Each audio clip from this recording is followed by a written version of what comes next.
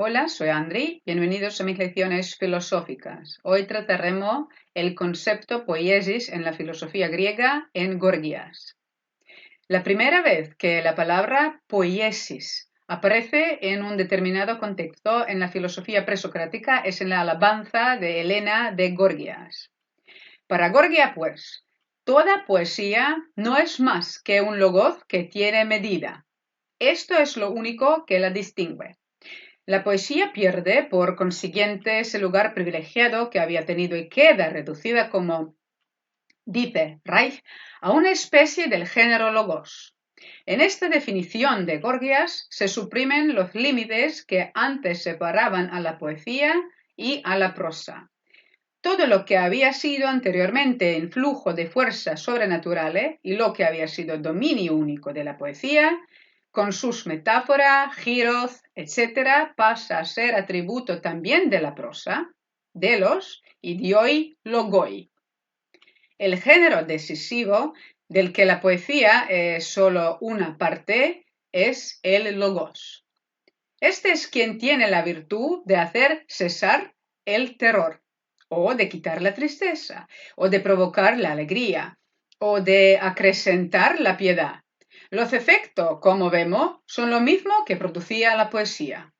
Aquí sigue resonando la vieja teoría del entusiasmo en el espectador del arrebato.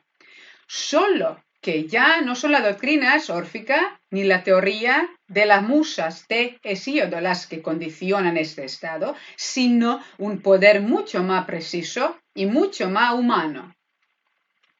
Este poder particular reside en la propia razón, y quien sabe emplearlo y posee la técnica de su manejo, llega a provocar con él los mismos efectos que los antiguos poetas.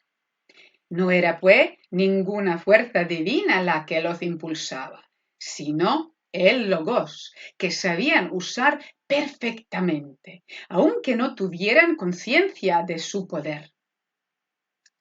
Gorgias explica los efectos de la poesía con palabras que recuerdan a Demócrito y al Ion platónico, como tendremos ocasión de ver más adelante en mis posteos posteriores. Los cantos inspirados por el logos provocan el placer y se llevan la tristeza. Uniéndose a la opinión del alma, el poder mágico la fascina, la persuade y la transforma por arte de encantamiento. Estas artes de encantamiento y magia son dos, las que hacen equivocarse al alma y las que engañan a la opinión.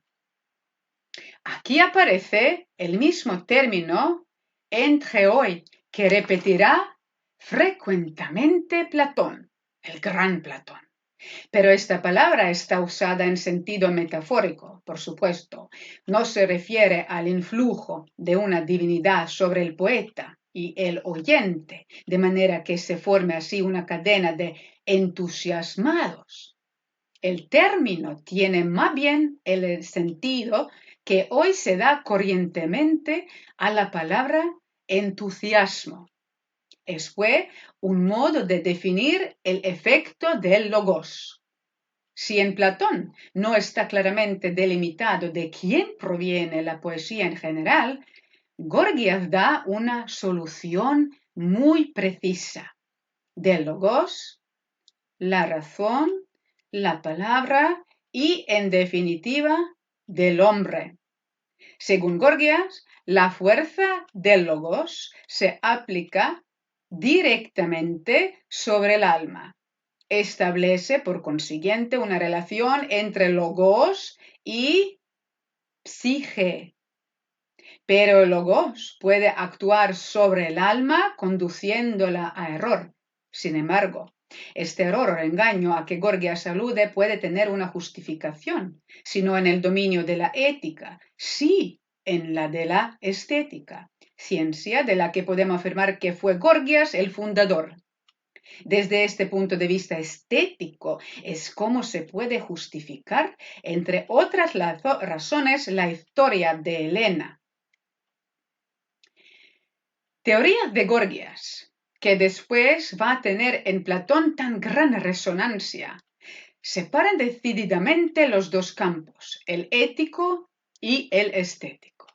Mientras en Platón, como veremos más adelante en mis posteos, se combatirá a uno de ellos con los argumentos del otro y se establecerá entre ambos una estrecha relación donde los valores positivos o negativos se condicionarán mutuamente.